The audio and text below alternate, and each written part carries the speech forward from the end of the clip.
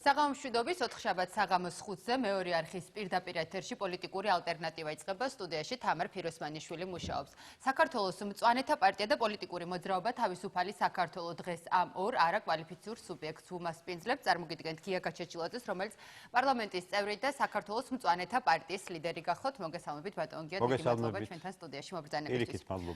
ბატონ გია, ოდნავ მოგვიანებით ვგეგმავთ, რომ აუცილებლად ვისაუბროთ მწვანეთა პარტიის საქმიანობაზე, გულისხმობ საკანონმდებლო ორგანოში და შევაფასოთ ის ინიციატივები, რომლითაც თქვენ წარსდგით თქვენი კოლეგების წინაშე, რა განხორციელდა, რა არ განხორციელდა და რას გეგმავთ ცოტა მოგვიანებით, თუმცა იქამდე მოდით დავიწყოთ ამერიკის შეერთებული შტატების სახელმწიფო მდივნის ვიზიტით საქართველოში. ძალიან მნიშვნელოვანი გზავნილები მოვისმინეთ მისგან, დაახლოებით 9 საათის წინ დასრულდა ბრიფინგი.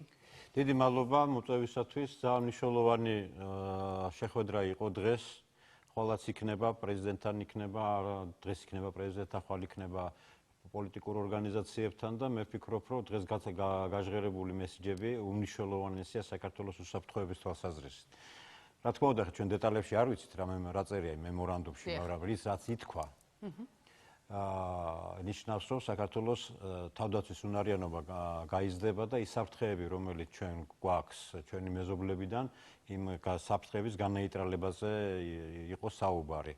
განსაკუთრებით მნიშვნელოვანი იყოს ის განცხადება, რომელიც დაკავშირებული არის საქართველოს შეიარაღებული ძალების აღჭურვასთან დაკავშირებით, ოღონდ ისეთი ტიპის იარაღით აღჭურვასთან, რომელიც ჰარმონიზაციაში უნდა იყოს ნატოს სამხედრო ძალების აღჭურვასთან. ანუ ეს ძალიან მნიშვნელოვანია საერთო მოქმედებების დროს კონფლიქტების პერიოდში და მეორე კიდე სახმელეთო საზღვაო, ასე ვთქვათ, საზღვრების დაცვის საკითხი. ეს რა თქმა უნდა დაკავშირებულია შავი ზღვის აკვატორიასთან, ბუნებრივია, იცით თქვენ რომ ყირიმი ოკუპაცია რო გააკეთა რუსეთმა, მან გაიძლიერა შავ ზღვაში ამითი პოზიციები. და ამას მოყვა ნატოს შეიარაღებული, ასე ვთქვათ, ფლოტის შემოსვლა შავ ზღვაში, იქ თურქეთის და ასე შემდეგ და ამიტომ ეს ძალიან მნიშვნელოვანი გეოპოლიტიკური საკითხებია. თუმცა მე ვფიქრობ, რომ არანაკლები მნიშვნელოვანი საკითხები იყო არჩევნებთან დაკავშირებით, მედიასთან დაკავშირებული საკითხები და სასამართლოსთან დაკავშირებით. მაგრამ ასე ვთქვათ, არჩევნები, რომელიც ახლოვდება 8 ოქტომბერი ახლოვდება, ეს ერთ-ერთი ყველაზე მნიშვნელოვანი, იმიტომ რომ არჩევნები არის დემოკრატიის, ასე ვთქვათ, ინდიკატორი საერთოდ ნებისმიერ სახელმწიფოში. კი ბატონო, დღეს მთელი დღის განმავლობაში ვისმენდით შეფასებებს, მოლოდინებს, რაზე ისაუბრებდა ჯონ კერი, ექსპერტების მხრიდან, პოლიტიკოსების მხრიდანაც და ძალიან ბევრჯერ იყო ხაზგასმული სწორედ ის, რომ დროს ძალიან დიდი მნიშვნელობა აქვს ის, რომ ამერიკის შეერთებული შტატების სახელმწიფო მდივანი 2 სამი თვით ადრე ჩამოდის არჩევნებამდე საქართველოში. ეს განსაკუთრებით მნიშვნელოვანია და მისგანაც მოვისმინეთ, რომ ისინი მხარს უჭერენ საქართველოში განხორციელებულ რეფორმებს, თუმცა უმნიშვნელოვანესად მიაჩნიათ, რომ ოქტომბერში ჩატარდეს გამჭვირვალე და სამართლიანი არჩევნები, რაც აუცილებელია ჩვენივე. მხოლოდ მაგაში არ იქნებოდა საუბარი, მე ხლა არ ვიცი რა თქმა უნდა. მხოლოდ ამაზე ბუნებრივი არ ყოფილა საუბარი. არჩევნებთან დაკავშირებით ლაპარაკობ. იმ საფრთხეებთან დაკავშირებით იქნებოდა აუცილებლად საუბარი, რომელიც შეიძლება ამ არჩევნებს მოყვეს. იმიტომ რომ მოგეხსენებათ, რომ ჩვენ გვყავს სერიოზული მოწინააღმდეგე რეგიონში, რუსეთის სახით, მოწინააღმდეგე დავარქვათ, მოდით რა, ესე ოკუპანტი, რომელიც ცდილობს, რომ სწორედ აი არჩევნების საშუალებით, ასე ვთქვათ, ან პრობლემები შეუქმნას საქართველოს ხელისუფლებას, ან და არჩევნების შემდეგ დესტაბილიზაცია მოახდინოს. ეს უკვე თვალნათლივია და ამის, ასე ვთქვათ, განმახორციელებლებიც აშკარად ჩანს პოლიტიკურ არენაზე, ნაციონალური მოძრაობის სახით და მასთან დაკავშირებული პოლიტიკურ ორგანიზაციების სახით. ეს ძალიან მნიშვნელოვანი საკითხია. შეერთებული შტატებს ალბათ ამასთან დაკავშირებით უფრო მეტი ინფორმაცია აქვს ვიდრე ჩვენ, ასე ვთქვათ, უსაფრთხოების სამსახურებს, იმიტომ რომ ესენი თელ სოფლიოში, ასე ვთქვათ, მოქმედებენ. შეგიძლიათ მეტი სიზუსტე შეიტანოთ ამ განსაკუთრებაში? მე შემიძლია ვთქვა, რომ ის მესიჯები, რომელიც ახლა ნაციონალური მოძრაობის პოლიტიკური ლიდერებიდან, მათი ტელევიზიის მხრიდან მოდის საქართველოს საზოგადოებისადმი, ეს არის პირდაპირ, ესე იგი, მზადება დესტაბილიზაციისათვის არჩევნების შემდეგ. ანუ ის არჩევნები აუცილებლად გაყალბდება, რომ საარჩევნო, ასე ვთქვათ, პროცესი ესეთია, ის არის და ასე შემდეგ. ეს არის ძალიან საფრთხილო საქმე, ეს არის დაახლოებით 2003 წლის სცენარის საკითხი, მაგრამ იმედი მაქვს, რომ შეერთებული შტატებთან ერთად, ასე ვთქვათ, საქართველოს ხელისუფლება და ევროკავშირის ჩვენ პარტნიორებთან ერთად ჩვენ ამ პრობლემას დავძლებთ. მნიშვნელოვანი რატოა? იმიტომ რომ საქართველოში ხორციელდება უზარმაზარი პროექტები, უზარმაზარი გეოპოლიტიკური პროექტები და თუ ისევ დესტაბილიზაციის მორევში ჩავარდით ჩვენ ქვეყანა, რა თქმა უნდა, ეს პროექტები ვეღარ განხორციელდება და ეს არის ისეთი პროექტები, რომელიც გარდა იმისა, რაც თქვა დღეს სახელმწიფო დივანა ილაპარაკა სამხედრო ასე თქვა გაძლიერებასთან დაკავშირებით, საზღვრების დაცვასთან დაკავშირებით, გარდა ამისა არის ეკონომიკური პროექტები, რომელიც ევროპის უსაფრთხოებასთან არის დაკავშირებული, ჩინეთის ასე თქვა საკითხებთან არის დაკავშირებული, იგივე აბრეშუმის გზა მინდა გითხრათ, რომელიც რუსეთის გვერდით ავლით ხორციელდება და მე უნდა ერთ ციფრს გეტყვით და საზოგადოება იმ წუთში მიხვდება, აბრეშუმის გზის ამუშავება ჩინეთის ნიშნავს საქართველოში ყველაზე დიდი რაოდენობის ტვირთების გატარებას. ეს არის ჩინური, შუააზიური, აზერბაიჯანული ტვირთები და პროგნოზებით 2020 წლისათვის ევროკავშირსა და ჩინეთს შორის ტვირთბრუნვა უნდა გაიზარდოს 1 ტრილიონ, ასე ვთქვათ, დოლარამდე. 1 ტრილიონ, წარმოიდგინეთ რა მასშტაბებზეა ლაპარაკი და ეს ბუნებრივია, ის ბაიკალ-ამურის მაგისტრალი აქვს რუსეთს და რომელიც გარემონტება დაიწყო დიდი ხანია, ის ფაქტობრივად უკბად რჩება და ასე შემდეგ. მეორე არის ღრმაწლოვანი ამერიკული პორტის მშენებლობა, ამერიკულ-ქართული პორტის ანაკლიაში, ეს ძალიან სტრატეგიული, გეოსტრატეგიული ობიექტი გახლავთ, რომელიც რა თქმა უნდა არ სიამოვნებს ჩვენ ჩრდილოეთ მეზობელს, რომელშიც დიდი გემები უნდა შემოვიდეს. რომელიც ასე თქვა დაკავშირებული იქნება სწორედ ამ ტვირთების გადაზიდვასთან ევროკავშირში და სხვა ქვეყნებში. და მესამე, რა თქმა უნდა, ყველაზე მტკივნეული, რომელიც დაკავშირებულია შაღდენიზი 2-ის, ეს არის 16 მილიარდიანი კუბომეტრიანი მილგამტარი ეს მშენებლობა, რომელიც დაწყებულია, აზერბაიჯანმა დაიწყო, საქართველოშიც მიმდინარეობს ეს პროცესები და დამატებით, ასე თქვა, კიდე გარდა იმისა, რაც შევარდნაძის დროს გაკეთდა შაღდენიზი 1, დამატებით 16 მილიარდმა კუბურმა მეტრმა უნდა გაიაროს საქართველოზე ევროკავშირისათვის. აი ესეთი გეოპოლიტიკური სტრატეგიული მნიშვნელობის პროექტები ხორციელდება და რა თქმა უნდა ეს არ სიამოვნებს ვიღაცას. ბუნებრივია და ამიტომ ჩვენ ველოდებით, მე პირადად ველოდები სერიოზულ მცდელობას საქართველოში დესტაბილიზაციას სწორედ არჩევნების საშუალებით. და მე დარწმუნებული რომ ამაზეც იქნებოდა საუბარი. აი თქვენ დააკვირდით ალბათ, როდესაც EUTHOS სამიტი დამთავრდა, ხო, გუშინ. როგორი მცდელობა იყო რუსეთის მხრიდან, რომ ნაციონალური მოძრაობის, ასე ვთქვათ, ერთ-ერთი ლიდერი გაეყვანათ EUTHOS საპარლამენტო ასე ვთქვათ აქტიურობდა რუსეთი თქვენ კი, რა თქმა უნდა. რა თქმა უნდა, თვითონ განაცხადეს, ჩვენ ხوار მოგვიგონია რა, თვითონ განაცხადეს, რომ ისინი გიგი წერეთებს ხარს უჭერდნენ და უნდათ, რომ საპარლამენტო ასამბლეის, EUTHOS საპარლამენტო ასამბლეის პრეზიდენტად გამხდარიყო გიგი წერეთელი ნაციონალური მოძრაობის. ხარს არ უჭერდა ქართული ოცნება და როგორც ხვდები, ალბათ საქმე იცით რაშია, რომ ეგ ძალიან რთული ბრძოლა ჩვენც ვიყავით ჩართული, თუმცა ეს არავინ არ აღნიშნა სამწუხაროდ და კარგია რომ თქვენი ტელევიზია არსებობს და ჩვენ სპეციალურად იცით როგორ იყო, რომ ჯერ ასე ვთქვათ, 5 ევროპის წვენთა პარტიის 5 წარმომადგენელი იყო ამ ასე ვთქვათ EUTHOS შემადგენლობაში, რომელიც საქართველოში ჩამოვიდა.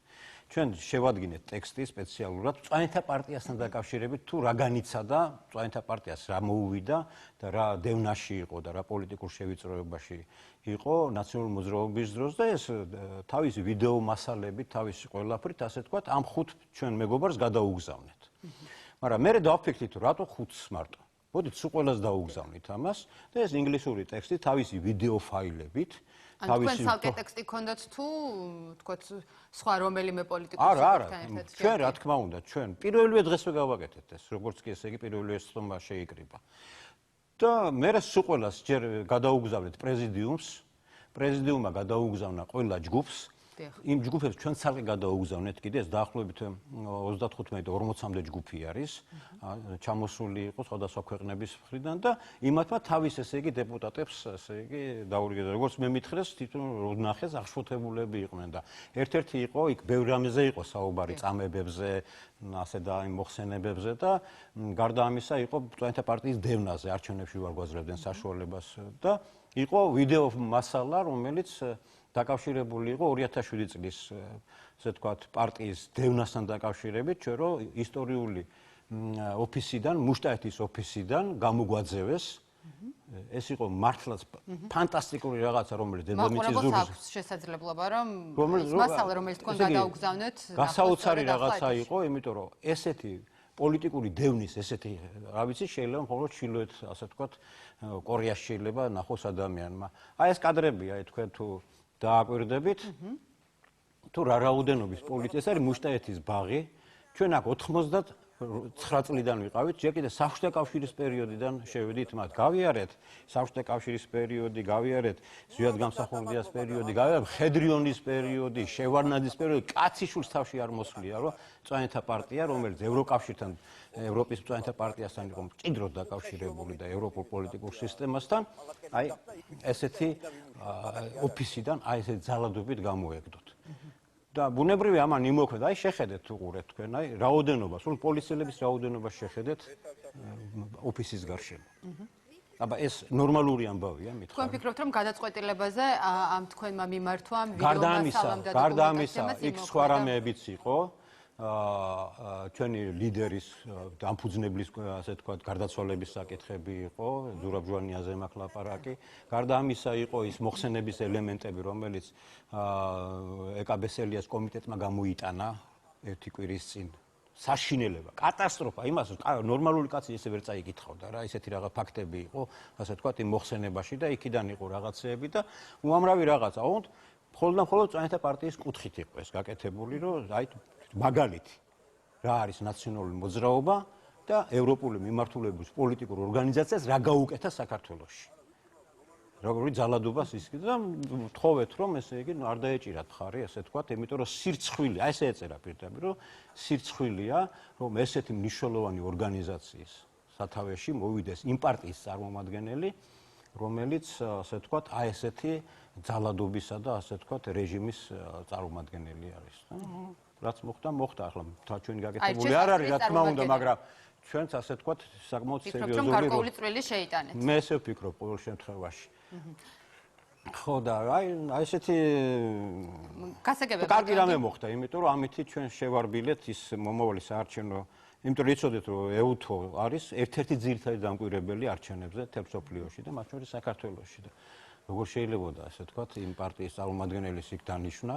კი ბატონ გია, თქვენ ბრძანეთ რომ ნაციონალური მოძრაობა ემზადება დესტაბილიზაციისთვის და მათი მხრიდან ძალიან ხშირად ისმის ესე ვთქვათ დაანონსება იმის რომ არჩევნები აუცილებლად გაყალდება. ძალიან ბევრ სხვა პოლიტიკურ სუბიექტსაც აქვს კითხვის ნიშნები იმასთან დაკავშირებით თუ როგორ ჩატარდება 8 ოქტომბერს საქართველოში არჩევნები. ეს კითხვები გამომდინარეობს იქიდან რომ თუნდაც ინტერპარტიულ ჯგუფს ძალიან ხშირად აქვს კითხვები რატომ არ შეიცვალა აქამდე არაფერი საარჩევნო კოდექსში იმის მიუხედავად რომ საკმაოდ დიდი ხნის განმავლობაში მიდიოდა ბრძოლა, მიდიოდა საუბარი იმაზე რომ საუბარი იყო ჩვენ გვისაუბრია. წავიდოდნენ თქვა სხვა ოპოზიციური პარტიები, იმის რომ რაიმე მაინც შეცვლილი იყო გარემოს გასაუმჯობესება. მიმართულება იყო ერთადერთი, რომელსაც ინტერპარტიული და ასე ვთქვათ სხვა პოლიტიკური ორგანიზაციები ითხოვდნენ, რომ მაჟორიტარული არჩევნები უნდა ასე ვთქვათ. თუმცა ამის შემდეგ ძალიან ბევრი სხვა ვარიანტიც იყო შეთავაზებული, თუმცა ჯერჯერობით ესეთი ხელჩასაჭიდი ცვლილების შესახებ არ გვსმენია. არა, ძირითადი მაინც ეგ იყო. ძირითადად იყო მაჟორიტარული, ასე ვთქვათ, არჩევნების მოხსნა, ასე ვთქვათ, საქართველოს მასშტაბით და მხოლოდ პროპორციული არჩევნების ჩატარება, რასაც მეც არ დაუჭირე მხარი, იმიტომ რომ არ მიმაჩნია საქართველოს მზად ამისათვის, არ მიმაჩნია საზოგადოება მზად ამისათვის, რომ ასე ვთქვათ, მხოლოდ პროპორციულს დაუჭიროს და იმ სიაში ვინ ეწერება და ვინ არა აშმაკმაიცის და ვინ შევა პარლამენტში და ჯობი ადამიანმა თვითონ ნახონ და აირჩიონ ისინი, ვინც შემდეგ ასე ვთქვათ, გააძლიერებს იმ პოლიტიკურ ჯგუფებს და ნახონ რა შემადგენლობა აქვს ნებისმიერ პოლიტიკურ ორგანიზაციას. როდესაც ჩვენ ასე ვთქვათ პრინციპული გადაწყვეტილება არის მიღებული ესეთი, რომ როდესაც ეს არჩევნები ჩატარდება, იმის შემდეგ პროპორციულ რეგიონალურ პროპორციული ჩატარდება, ასე ვთქვათ, ისეთივე მოდელით, რომელსაც ითხოვს ოპოზიცია შემდეგ არჩევნებში უკვე. და ეს არჩევნები შეიძლება რიგარეშეც იყოს, შეიძლება ასე ვთქვათ იმ დროში და ამიტომ არაფერი მან სადაო არ არის. და დანარჩენს რაც ითხოვდნენ, დანარჩენი იყო დაფინანსების საკითხები და სარეკლამო დროსთან დაკავშირებით სარეკლამო დროის ამბავი და ასე და ასე შემდეგ. ეხლა დაფინანსების საკითხი მწვანეთა პარტიას არა აქვს დაფინანსება და არ მოგცემს, მოგეხსენებათ. თავის დროზე არ მოგცეს, როდესაც მაგის შანსი იყო 2013 წელს კანონშიშვილებები რო შექონდა და ერთი ამბავი იყო ამასთან დაკავშირებით და მეორეს ერთი რაც შეეხება არც დრო არ აქვს ჩვენ უფასო იმიტომ რომ არ ვითვლებით კვალიფიციურ სუბიექტად მიუხედავად იმისა რომ პარლამენტში ვართ წარმოადგენილი და ესეც კანონის ხარვეზია და არიან სხვა პარტიები რომელსაც კაცმა დასახელებაც კი არ იცის და ესე იგი კვალიფიციურ სუბიექტად ითვლება და დაფინანსებაც აქვთ. და ამავე დროს ისინი თავისუფალი დროც აქვთ და ასე და ასე შეიძლება. ამიტომ თვითონ ეს კანონი პარტიების შესახებ ისინი ყველაფერი შესაძლებელია და ნორმალურ ასე ვთქვათ იმაშია მოსაყვანი და იმედია მომავალი პარლამენტი ამას გააკეთებს. არ იყო შესაძლებელი რომ ახლა განხორციელებულიყო ის ცვლილებები, რაც თქვენ თქვათ უკეთეს პირობებში ჩაგაყენებდეთ იმისთვის, რომ ძალიან რთული იყო, იმიტომ რომ თვითონ ის უმრავლესობა, რომელიც წევრი მე აღარა ვარ მოგეხსენებათ, 6 სუბიექტიანი იყო. თვითონაც შიგნის შეთანხმებები ესე იოლი გასაკეთებელი არ იყო. იმიტომ რომ უმრავლესობა მაჟორიტარი იყო, ჯერ აი მაჟორიტარებს რო ვილაპარაკოთ, იქ წარმომადგენლობა მაჟორიტარები ძალიან ბევრი იყო და იმათმა თქვენსო ჩვენ არ დაუჭერთ ხარს. ელემენტარულად ყოველ პროპორციული სისტემით არჩენებს. იმიტომ რომ ჩვენ მაჟორიტარები ჩვენ გვინდა ისე მაჟორიტარად ვიყაროთ კენჭით. ფიზიკურად შეუძლებელი იყო ამის განხორციელება, თეორიასო თავი დავანებოთ. და სხვა საკითხები ზოგი ითხოვდა ამას, ზოგი ითხოვდა იმას და ასე და ასე შემდეგ.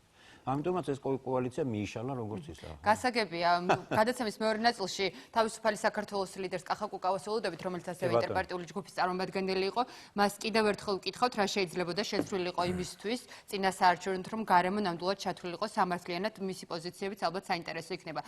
ბატონო, 10 წუთზე ცოტა ნაკლები გრჩებათ იმისთვის, რომ შეაფასოთ 4 წლიანი მუშაობა. და ინიციატივები, რაც მთავარია მწვანეთა პარტიის მხრიდან. საქმე იმაში გახლავთ, რომ კანონმდებლობა, რომელიც გარემოს დაცვაზე ლაპარაკობთ, ალბათ ძირითად მაგაზე გავამახვილოთ ყურადღებას დანარჩენმა სხვებზე ილაპარაკოს. საქმე იმაში გახლავთ, რომ ნაციონალური მოძრაობის ხელისუფლებაში მოსვლამდე, რაც კი კანონმდებლობა იყო შექმნილი საქართველოში, იყო ჩვენს მიერ გაკეთებული, ჩვენი ხელით დაწერილი. კონსტიტუციის 37 მუხლიც კი, რომელმაც ფაქტურად გადაარჩინა საქართველო, არის ჩვენი ხელით დაწერილი. ამ კონსტიტუციის 37 მუხლში 95 წელს შევიდა ეს საქართველოს კონსტიტუციაში. არის გარემოს დაცვითი ძალიან მნიშვნელოვანი მუხლები. მაგრამ თავარი ეს არის, რომ ნაციონალური მოძრაობის ხელისუფლებაში მოსვლის შემდეგ ეს კანონმდებლობა მთლიანად დაინგრა. კონსტიტუციაში ვერ შეიტანეს ცვლილება, ვერ მოახერხეს, მაგრამ აი მოსწეს ფაქტიურად. და ეს მაგალითს მოვიყვან. ამას შესავალს ვაკეთებ, უბრალოდ იმას, რომ რა მემკვიდრეობა დაგვრჩა, ასე ვთქვათ. 2012 წლის დასაწყისში შეიტანეს გარემოს დაცვის კანონში ცვლილება, დაარქვეს ასე ვთქვათ, შეთანხმება გარემოს დაცვის სფეროში და ეს იყო ინდულგენცია მკვლელობაზე ბუნების, როდესაც ეწერა პირდაპირ, რომ ფურს თუ წინათა გადაიხდიდა იურიდიული პირი, მათ ყველაფრის უფლება ეძლეოდა გარემოსთან მიმართებაში. ისე რომ არც ადმინისტრაციული, არც სისხლის პასუხისმგებლობა აღარ ვრცელდებოდა და ყველაზე მთავარი ის იყო, რომ ამ შეთანხმების პერიოდში არც ერთ მაკონტროლებელ, ესე იგი, სისტემას არ ჰქონდა ამ იურიდიული პირის ამ თვალსაზრისით გაკონტროლება. სული აბსურდი. მე პირადად გავასაჩივრე საკონსტიტუციო სასამართლოში, სწორედ ჩემი დაწერილი მუხლი გამომადგა კონსტიტუციაში 27 და საკონსტიტუციო სასამართლომ გააუქმა როგორც არაადამიანური და არაკონსტიტუციური. და მთავარი რა იყო? ესე იგი 2012 წელს უკვე რომ მოვედით ჩვენ ხელისუფლებაში, რა დახვდა?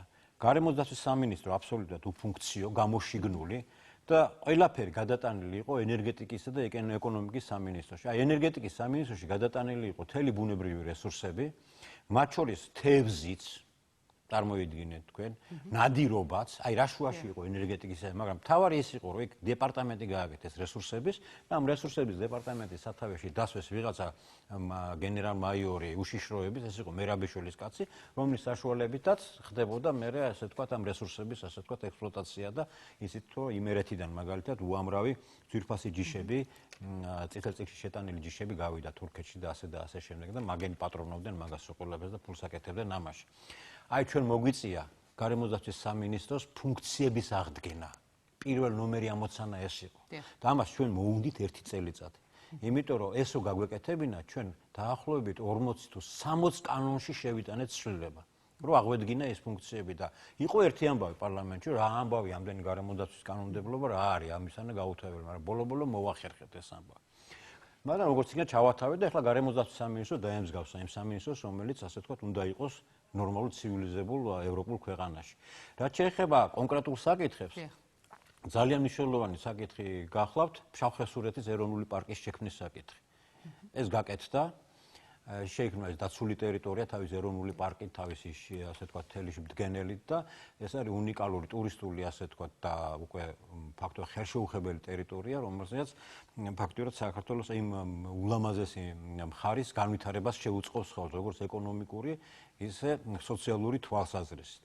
გარდა ამისა, 16-მდე ბუნების ძეგლი, ასე ვთქვათ, შევიტანეთ ჩვენ, კანონი მივიღეთ სპეციალური და დაცული ტერიტორიების სისტემაში შევიტანეთ აი 16 დასახელების ბუნების ძეგლი, რომელიც ხელშეუხებელია, ვერაფერს ვერ გააკეთებს იქ და ეს იქნება როგორც უნიკალური, ასე თქვათ, ბუნებრივი წარმონაქმნი შენარჩუნებული საქართველოში. გარდა ამისა, მართალია ჩვენი ინიციატივა არ ყოფილა, მაგრამ მოხერხდა ბოლო-ბოლო ჩვენ 96 წლიდან ვიბრძოდით ამისათვის და ვერ მოახერხეთ ვერაფრით, რომ საქართველოში აიგზალა გენმოდიფიცირებული პროდუქციის, ასე თქვათ, წარმოება და გენმოდიფიცირებული პროდუქციის სოფლის მეურნეობაში მოყვანა. საქართველო ფაქტურად გამოცხადდა გენმოდიფიცირებული პროდუქციის და სუფთა ქვეყანად.